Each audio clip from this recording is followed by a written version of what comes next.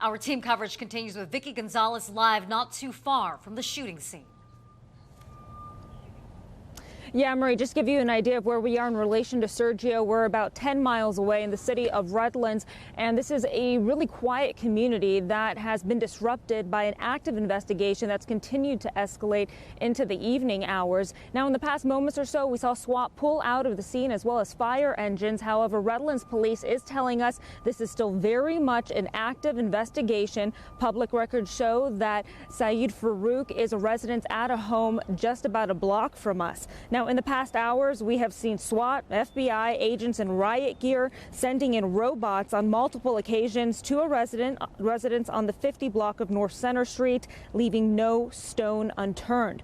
Carl Baker with Redlands Police Department confirms the search warrant issued at that townhome is involved with this morning's mass shooting, also giving no indication the scene will die down anytime soon, even recommending that residents on the street to stay away. All I said was I would not be in one of the homes surrounding currently. I would encourage, if there are residents in any of those areas, that they would leave. And Baker adds that although evacuations were not mandated by law enforcement, residents that were in their homes voluntarily left, and then other residents that were trying to get back to their home not allowed to cross this yellow tape. We spoke with one of those residents, Carol Connect, who came home after walking her dog to police activity she has not witnessed in the 35 years that she's lived in the city of Redlands. We also spoke with Redlands City Councilman Paul Barrick. Take a listen. People are friendly. A lot of people walk their dogs, run their dogs, even early, late. So you feel pretty safe. The major thing is we want to make sure people stay back, because they're not sure exactly what's going on in there, especially in the light of there might be a bomb or some kind of something. We want to keep everyone safe. We also asked officials at the scene, what about the residents here? They can't get back into their home. The Red Cross, the local chapter here, is going to be helping with families that are displaced. We also talked to law enforcement about what we heard to be explosions at that home just about a block away from us. If these were controlled detonations, something that police would not elaborate on, just telling us that this scene is going to be active for the next several hours and possibly days, Marie. Live for the CW Las Vegas, Vicki Gonzalez, back to you. Our team coverage continues with News 3's Vicki Gonzalez. She's live in the city of Redlands, not far from the site of this morning's mass shooting. Vicki, we cannot imagine the disruption to this community there.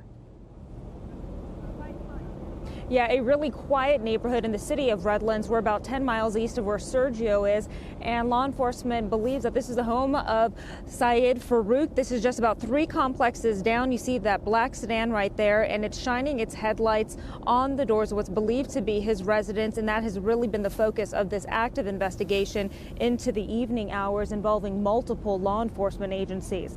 Now, in the past hours, we have seen SWAT, FBI agents in riot gear sending in robots on multiple occasions to a resident on the 50 block of North Center Street, leaving no stone unturned. Carl Baker with Redlands Police confirms the search warrant issued at that townhome is involved in this morning's mass shooting, also giving no indication this scene will die down anytime soon, even going further, recommending residents on this street to stay away. All I said was I would not be in one of the homes surrounding currently. I would encourage, if there are residents in any of those areas, that they would leave. And Baker adds that this immediate surrounding area has been pretty much removed of residents, although there was an evacuation that was mandated by law enforcement. Residents voluntarily left, and the residents that were trying to get back home are not allowed to cross this yellow tape. We actually spoke to one of those residents who was out walking her dog to return to pretty much her home on lockdown, something that she has not experienced in the 35 years that she's lived in the city of Redlands. We also bumped into Redlands City Councilman Paul Barrick, who also just really confirms what residents here are saying in a quiet community. People are friendly. A lot of people walk their dogs, run their dogs, even early, late. So you feel pretty safe. The major thing is we want to make sure people stay back, because they're not sure exactly what's going on in there, especially in the light of there might be a bomb or some kind of something, we want to keep everyone safe.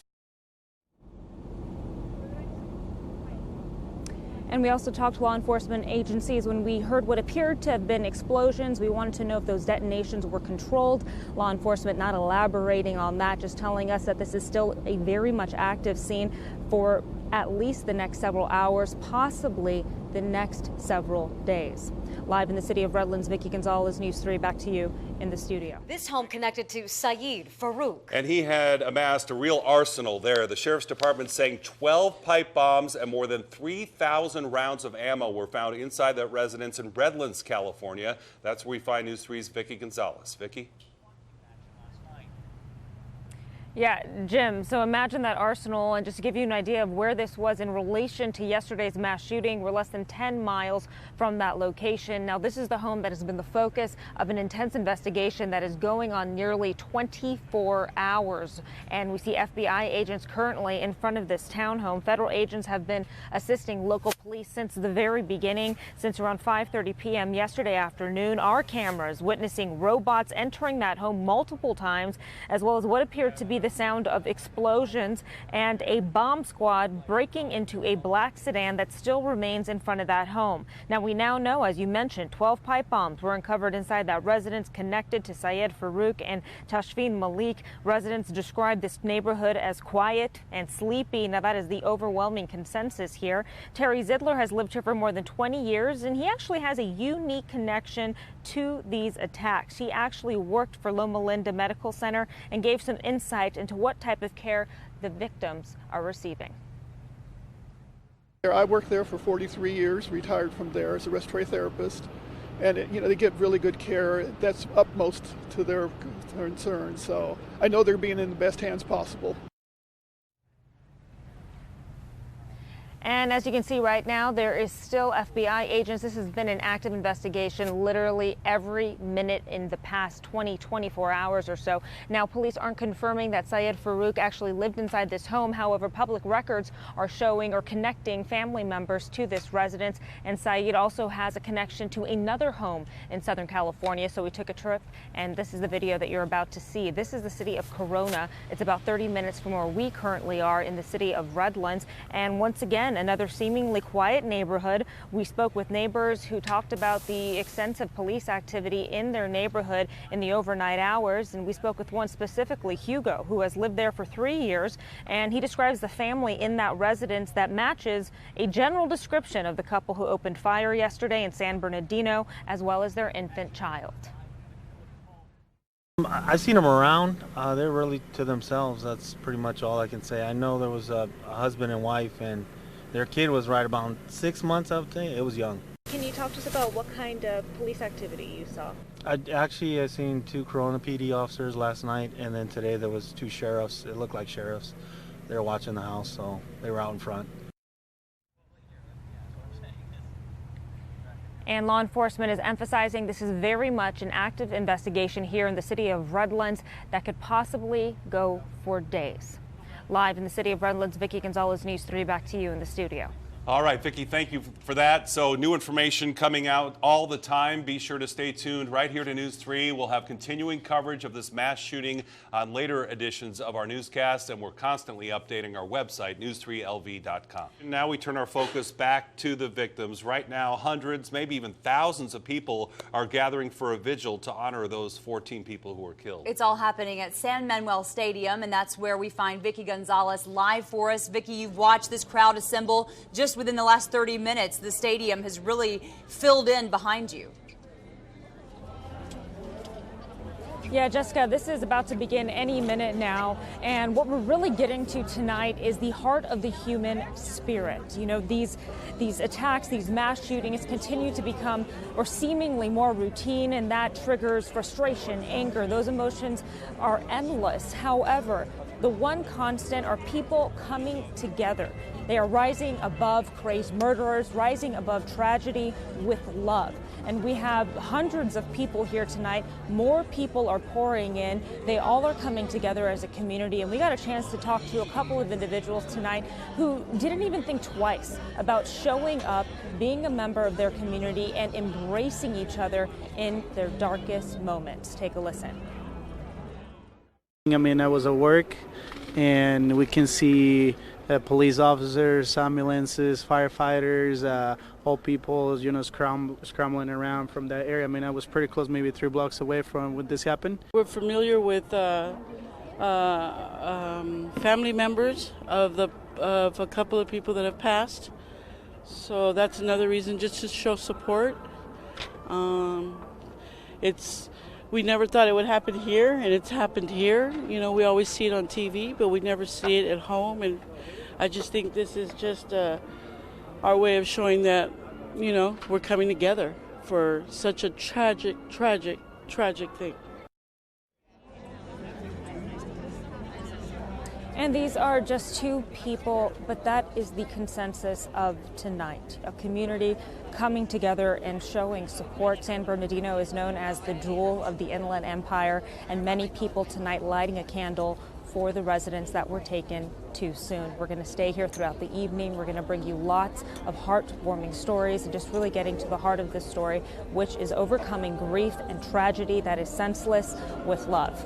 Live in San Bernardino, Vicky Gonzalez, News 3, back to you in the studio. A candlelight vigil has transformed a stadium that normally plays host to baseball fans, but tonight the stands at the San Manuel Stadium are full of people grieving. News 3's Vicky Gonzalez joins us there live.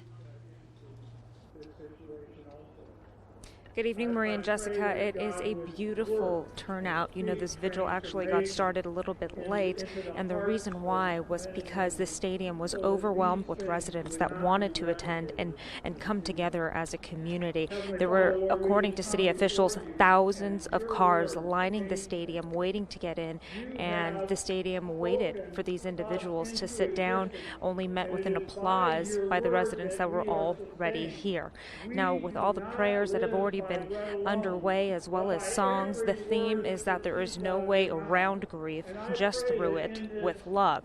So we're going to introduce you to 2 residents here that were born and raised in San Bernardino, and they really get to the heart of what it means to be a part of the jewel of the Inland Empire. And the first person is responding to a question that I asked her about what the candle represents. Take a listen. Peace. Hope,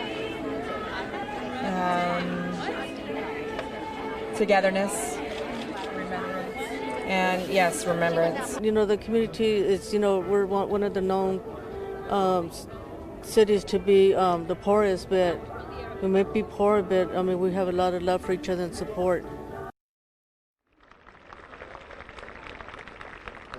And really the essence of tonight is to pay respects to the victims that were just taken too soon. This is undoubtedly one of the darkest times in San Bernardino. However, coming together as a community to really send the message that they're not going to be paralyzed by these horrific attacks. They will rise above this and move forward, persevere as a community. We're going to be here all night. We will have live updates later on editions of News 3 LV as well as CW Las Vegas. Live, Vicky Gonzalez, News 3.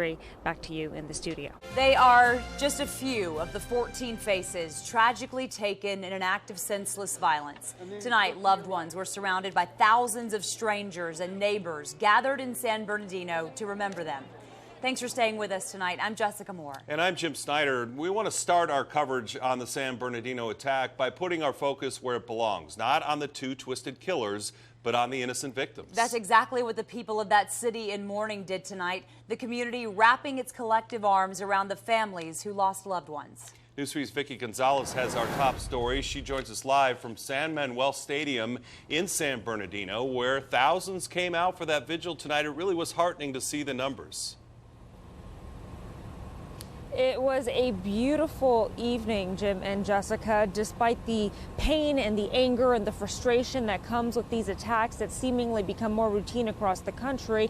One powerful constant are communities that come together, rise above these darkest moments, and that's exactly what happened tonight. It was a packed house, so full that the vigil actually started later because of lines of cars waiting to get into the gate. City officials decided to push back the vigil about 20 minutes to make sure everyone who wanted to come had the opportunity to come. We spoke with many residents of San Bernardino, and they all had different personal connections to yesterday's attack, but they all came here tonight driven by the same motivation to honor the victims. And one of those individuals is Kinja from Loma Linda.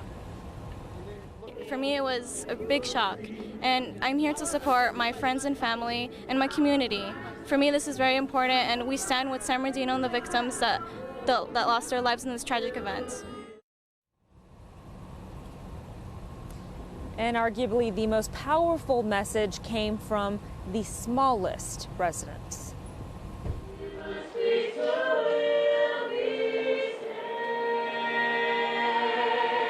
In the darkest moments, when pain is bursting through hope, there's a way to anchor us back to love.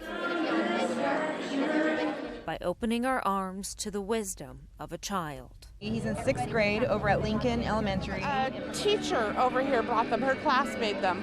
Dozens of signs line the San Manuel Stadium in San Bernardino. Be at peace, not in pieces. All from children, each sending their own message. No, every person should have peace. Reminding us of the human spirit. Imagine all the people living life in peace. You may say I'm a dreamer, but I'm not the only one. I hope someday you'll join us and the world will be as one. Be the change you want to see. It touches my heart, you know, it just brings awareness to how this impacts everybody, including children. In the moments when life seems crushing, the smallest hearts can be the strongest reminder of love.